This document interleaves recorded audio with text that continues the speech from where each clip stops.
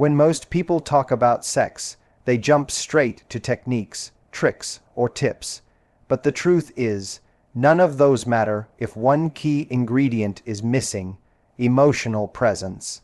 Emotional presence is the most underrated and misunderstood aphrodisiac in intimacy. It's not flashy, it's not loud, but it is powerful. It's what makes a man feel like he's not just having sex, but actually connecting, and men, though they don't always know how to articulate it, are starving for this kind of connection.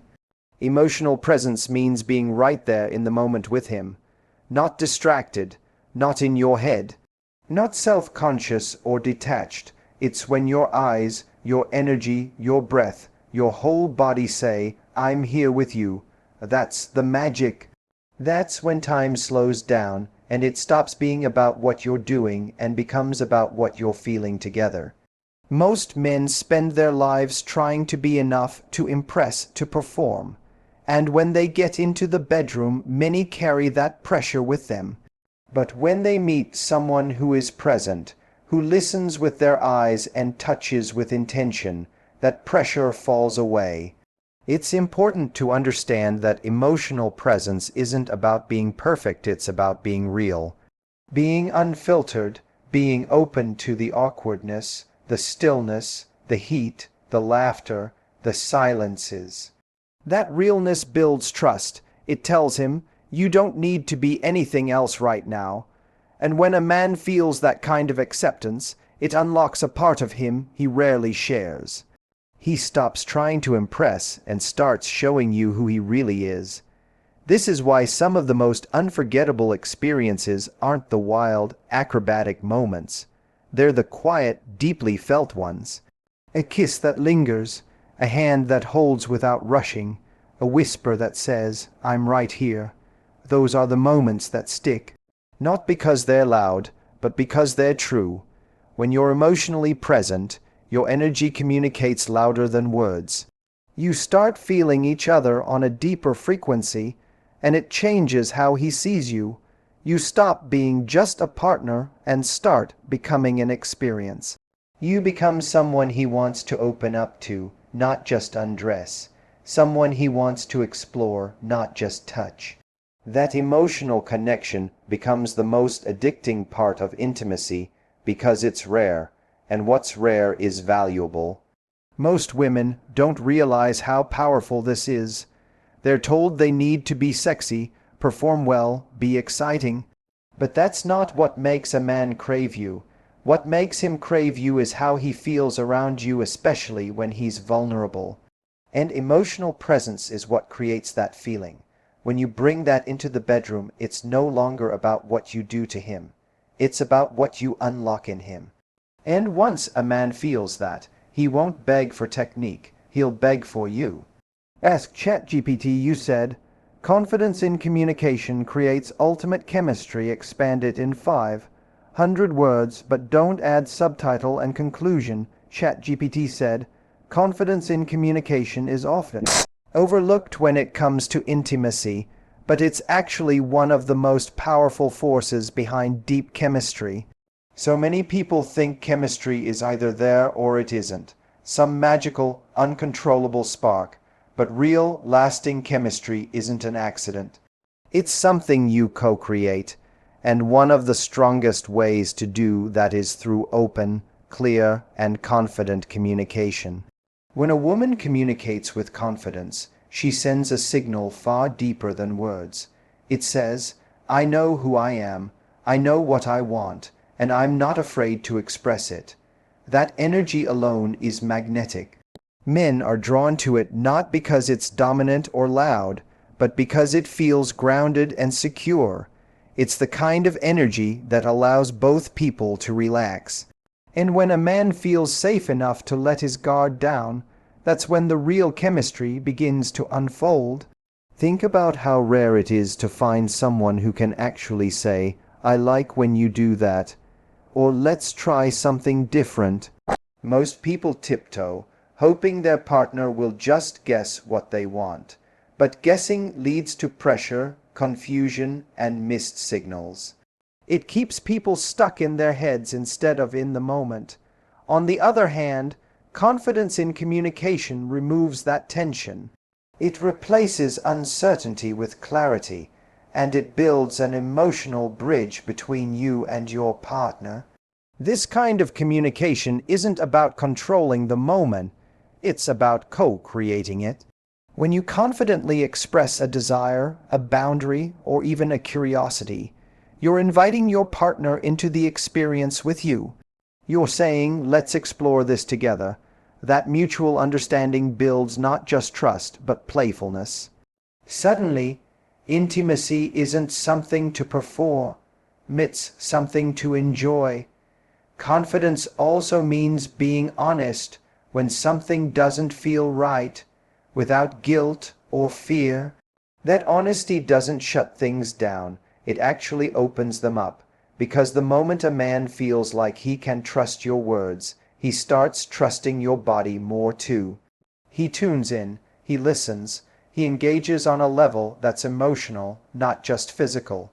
And this is where true chemistry lives, not in a perfect kiss or a flawless performance, but in the dance between two people who feel completely safe to be themselves. When you speak your truth without apology, you invite him to do the same. You create a space where passion is driven by presence, not pressure. In a world full of people who stay silent to avoid discomfort, confidence stands out. It's sexy, it's rare, and it's unforgettable.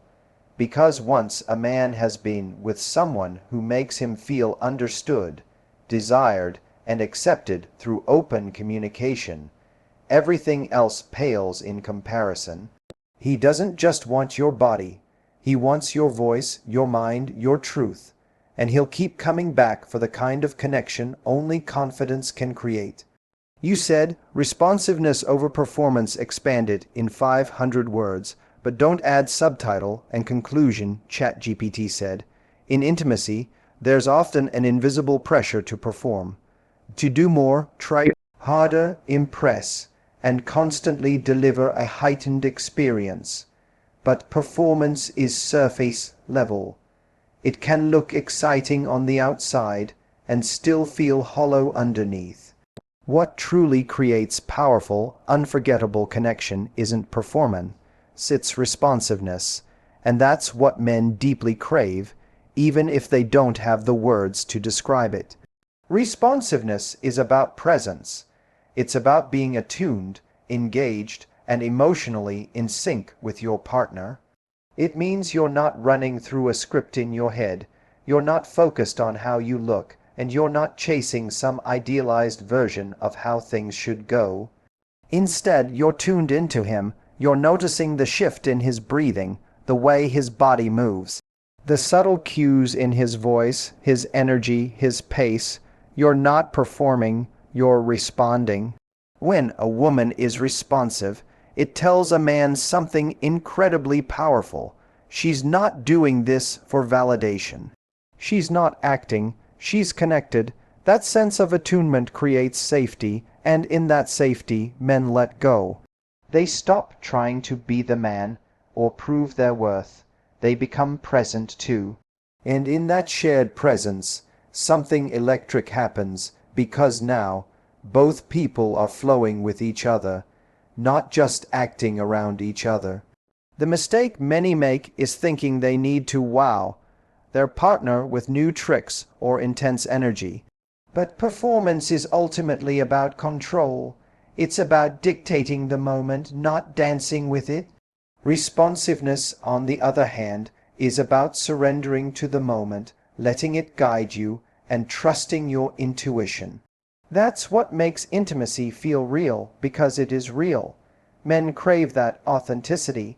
They crave the moment when you lock eyes with them, and there's nothing forced, nothing staged, just honest connection. It could be a soft touch, a subtle breath, a pause that says, "I feel you." Those small, responsive signals say more than words ever could. And they create a kind of intimacy that performance can never match. Responsiveness also communicates deep self-trust. It shows you're in tune with your own body and not afraid to feel. When you allow yourself to be moved, to be present with what's happening rather than trying to control it. You invite him to do the same. And when both people are responsive, intimacy becomes a shared language, one that's constantly evolving in real time. That's what makes the experience unforgettable, not the choreography, but the chemistry, not the effort, but the flow. And once a man experiences that kind of responsiveness, he starts seeing sex not as an act, but as a space where he can be seen, where he doesn't need to impress, he just needs to show up. And that's the difference. Performance demands perfection. Responsiveness invites connection. One is exhausting, the other is magnetic. And when a woman leads with responsiveness, she gives a man the one thing he didn't know he needed: permission to stop performing and finally feel. You said, safety that unlocks desire, expand it in 500 words, but don't add subtitle and conclusion, ChatGPT said. For many men, the deepest levels of desire are unlocked not through visual stimulation or physical intensity, but through something far more subtle and often overlooked: emotional safety. Safety is not the absence of risk, but the presence of trust. It's what allows a man to stop performing, stop pretending, and start feeling. And when a man feels safe, when he knows he won't be judged, shamed, or rejected, that's when he opens up, not just emotionally, but physically. That's when true intimacy begins. We live in a culture that tells men to be stoic, strong, and in control. Vulnerability is rarely encouraged, especially in the context of desire. As a result, many men have been conditioned to suppress their more sensitive emotional needs, especially in romantic and sexual relationships. They often carry the pressure to perform, to lead, to be enough. But underneath that pressure is often a quiet yearning to be with someone who makes them feel safe enough to let go of all that. When a woman creates that kind of environment, one where a man feels emotionally accepted and not constantly evaluated, it changes everything. It changes how he touches her, how he listens, how deeply he connects. Desire becomes less about conquering and more about sharing, less about impressing and more about revealing. And that shift creates a whole new layer of intimacy that can't be manufactured or faked. Emotional safety looks like patience. It looks like curiosity instead of criticism. It's when she asks, "How do you like that?" instead of assuming she already knows. It's when she allows space for silence, awkward moments, or uncertainty, without rushing to fill the gap. It's when her touch isn't just physical, but intentional. That kind of energy tells a man, you don't need to earn love here. You already belong, and with that belonging, his desire deepens. He's no longer trying to impress, he's trying to connect.